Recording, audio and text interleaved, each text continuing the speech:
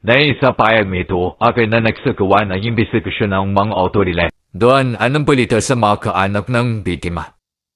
Siya dayon daw sa mga kaanak, hindi mayamang pamilya nila. At poon daw sa utang kung kaya't napaka-imposible na siya may mamanahan at hindi rin nakatira sa mansyon ang pamilya ni Miss Alex. Ayon sa pulisya, ito ay isang kasong kidnapping o may mas madaling na sikreto sa likod ng pamanang ito. Doon, anong opsyon ng mga pulis dahil ayon sa mayor ng lalawigan ngayon lang daw umingkan itong kalakaran ng pagkawala ng mga inosenteng biktima. Ayon sa mga otoridad, magpapatuloy ang kanilang investigasyon na magkakalab ng ebidensya ulit sa kasong ito. Laman doon, nasa ibang bahagi naman ng ating balita.